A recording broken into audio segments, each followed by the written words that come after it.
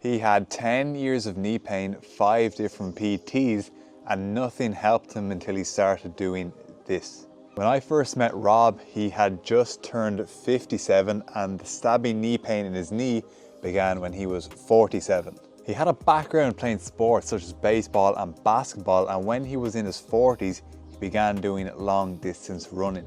He started to develop this stabbing knee pain when he was 47, and although he could run through it, when he was 55, the pain got so bad that he had to stop running. Over the years, he reached out to many medical professionals to try and resolve these issues, and he tried various treatments such as cortisone injections, PRP injections, and more money than he'd like to admit was spent on gels and creams in order to try and resolve this issue, none of which was able to help him in the long term. He also visited over 5 different PTs. He didn't feel much improvement at all from the injections, and although some of the creams helped a little bit, they were always meant to be a short-term solution and nothing lasted too long. He began worrying that he may never run again until he saw one of my Instagram posts one day and he reached out to me. We had a brief chat and I asked Rob to do a movement assessment for me, where I was able to see that he had decent range in both of his knees, but there was one glaringly obvious problem. This made it very clear to me why Rob was experiencing so much knee pain whenever he attempted to run, and why this pain gradually got worse as the years went on.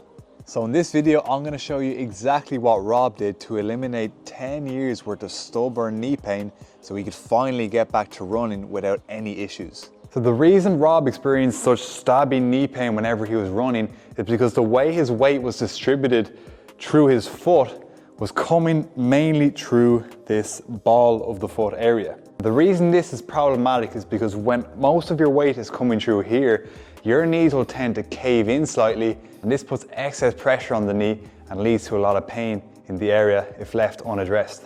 So if this sounds like you, what you want to do is get the weight from the ball of your foot here and distribute it more to the outside of your foot.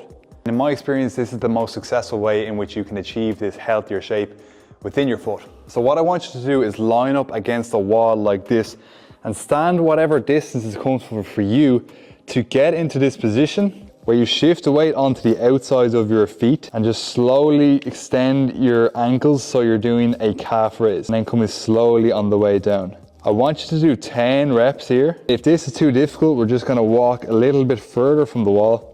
And the key thing to note here is that we want to be on the outsides of our feet rather than the balls of our feet, because this will reinforce the exact habit that's putting our knee under pressure.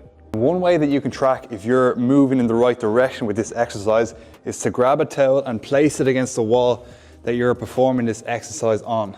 I want you to note your starting position by finding the range that you can comfortably do 10 reps with, grabbing some kind of marker and putting it beside the point where your baby toe is.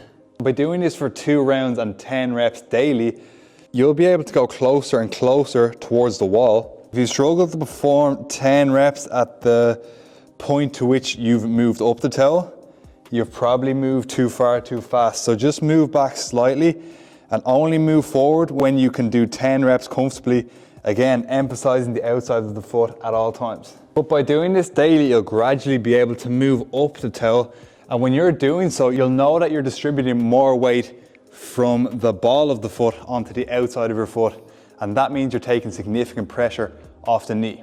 This was an absolute game changer for Rob, and it really relieved him of a lot of pain, especially when we accompanied it with these 2 other exercises. I'm going to first explain why we target this area, because this was significant for Rob as he was a runner. Because when you're running, if you're not developed within this area, the motion of connecting with the ground is going to bring forces up your leg and into your knee, and if this area is underdeveloped, it means your knee is going to absorb a lot of that force. This was something that Rob struggled with significantly, and what we wanted to do for him was develop this area, so whenever he did go running again, this strong area that acts somewhat like a security guard for the knee was absorbing all that force rather than putting significant pressure on the knee. This is exactly how we did that. So we just want to place ourselves against the wall like this one, and what we're simply going to do is lift our toes towards us and come really, really slow on the way down. So what we want to do is 20 reps, and if 20 reps is difficult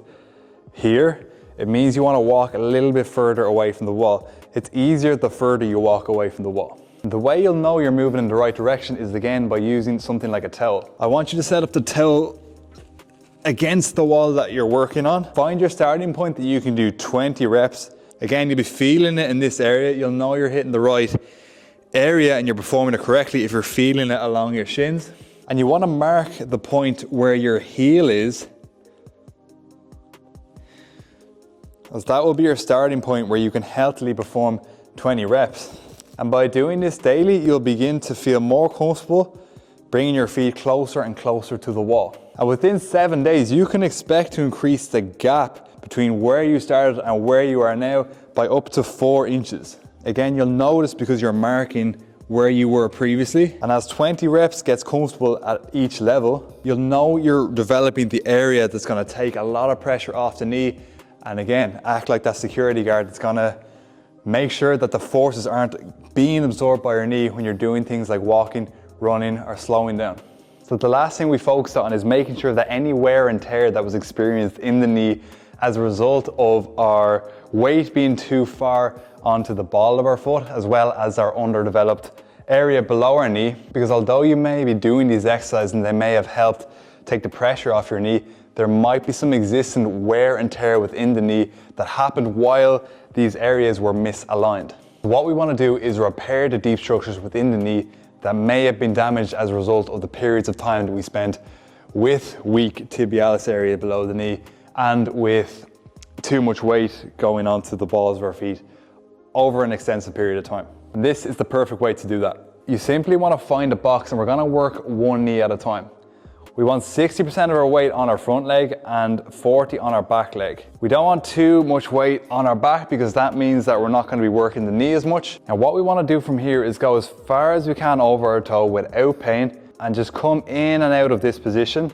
Again, there's no pressure to go too far too soon, as this may hurt your knee even more and you may not be ready for it yet. So just find the zone that you can comfortably perform 8 reps of this and ensure to do it on both sides. If you do this every second day, your knee will get comfortable going further and further over your toe. And one way that you can measure this is by using a caliper such as this one, measuring where you are at the start. So right now, if I place this beside my ankle and the other arm in line with my hip, and I find that this is the furthest that I can go, it's 108 degrees. By doing my 2 rounds of 8 reps daily, I'll find that this knee can go significantly further after 10 days. And when I'm making improvements here, I know that I'm repairing those deep structures within the knee that may have been damaged as a result of too much pressure being put on the knee.